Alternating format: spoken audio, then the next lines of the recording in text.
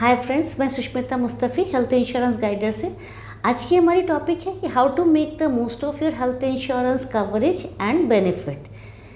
मुझे एक बहुत अच्छी जॉब मिली, सैलरी भी अच्छी थी। मैंने सेविंग करना शुरू कर दिया उसमें से, क्योंकि मुझे एक नया घर लेना था। मैं 1.5-2 साल में काफ़ी अच्छा सेविंग भी कर ली। उसके बाद मैं बीमार पड़ गई। बीमार पड़ते ही 4-5 दिन मुझे हॉस्पिटलाइज होना पड़ा, और जो मैंने सेविंग की थी 1.5-2 लाख रुपए, वो सारे के सारे मेरे सेविंग के पैसे निकल गए। उस वक्त मुझे लगा कि काश मैंने हेल्थ इंश्योरेंस ले ली रहती, बट मैंने हेल्थ इंश्योरेंस नहीं ली थी, क्योंकि मुझे फीडबैक सही नहीं मिला था। कुछ लोगों ने मुझे कहा था कि बोलते तो हैं इंश्योरेंस कंपनी, बट क्लेम देते वक्त नहीं देते, कुछ कुछ बोलकर टाल देते हैं, या उनकी का मतलब है बहुत एक्सपेंसिव होती है एंड इतनी कॉम्प्लिकेटेड है कि कुछ समझ नहीं आता कि क्या है, कैसे ले क्या नहीं। तो इन सब बातों को, इन सब डर को आपके लिए दूर करने के लिए मैं ये वीडियो बना रही हूँ। ज़रूर आप अच्छे से देखें, कुछ पॉइंट्स हैं उस पॉइंट पर ध्यान दें, आगे आप वॉच करते रहें, ठीक है। सबसे पहला पॉइंट आता है इस पर कि वेटिंग पीरियड। लोग कहते हैं कि अरे पॉलिसी लेंगे, ये तो तुरंत हमें कवर मिलना चाहिए, पॉलिसी लेते के साथ साथ वेटिंग पीरियड क्यों लगाना। लेकिन वेटिंग पीरियड मस्ट है, इसको आपको सर्व करना ही पड़ेगा। अदरवाइज़ लोग जब बीमार पड़ जाएंगे, जब उनको पता चल जाएगा कि हमारे स्टोन की ऑपरेशन होने वाली है, तो उस वक्त जाकर हेल्थ इंश्योरेंस ले लेंगे। अभी उन्होंने हेल्थ इंश्योरेंस लिया कुछ हज़ारों में, और क्लेम लेंगे आफ्टर 2 मंथ्स 3 मंथ्स के बाद ही जाकर लाखों में। तो इससे तो हेल्थ इंश्योरेंस कंपनी को नुकसान होगा ना। तो इसलिए IRDA ने भी इसको मतलब कड़ी कर दिया है कि नहीं, आपको लेना ही होगा, मतलब आपको वेटिंग पीरियड सर्व करनी ही होगी।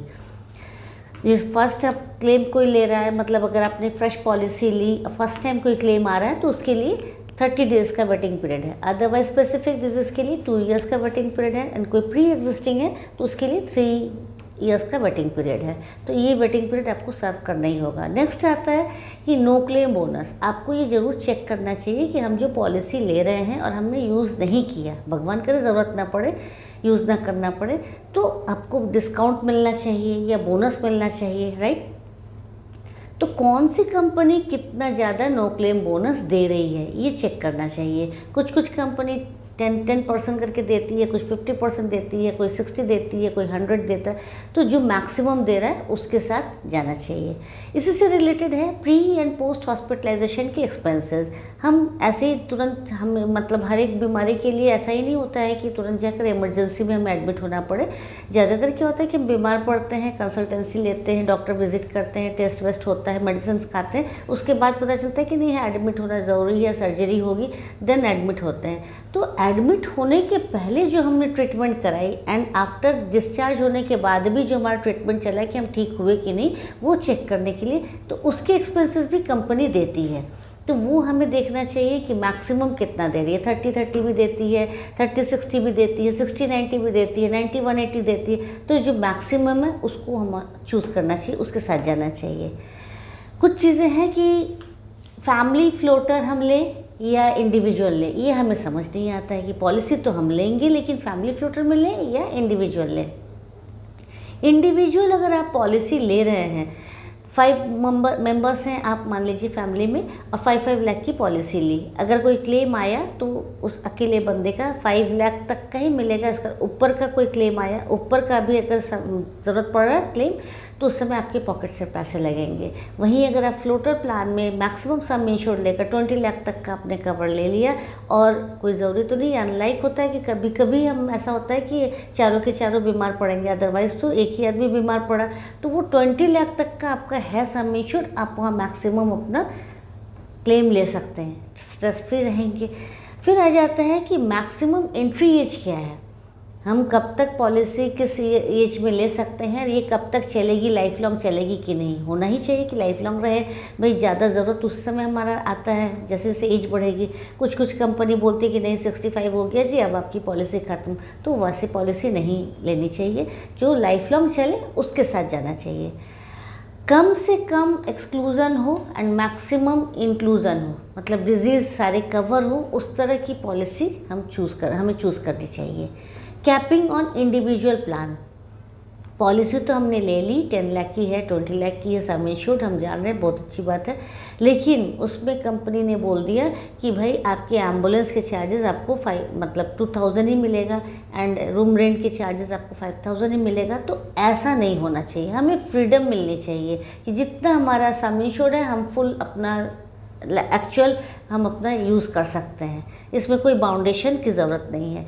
अब हमारी नेटवर्किंग हॉस्पिटल कितने हैं जहां हम रहते हैं, इसको भी चेक करना बहुत ज़रूरी है कि वो कितना वाइड है, कि जिस जगह पे हम रह रहे हैं कि हमारे आसपास जो 2-3 अच्छे हॉस्पिटल्स हैं उसके साथ टाई अप है कि नहीं, बिकॉज नेटवर्किंग हॉस्पिटल्स में ही क्लेम कैशलेस मिलता है, अदरवाइज़ रिम्बर्समेंट पर जाएगी।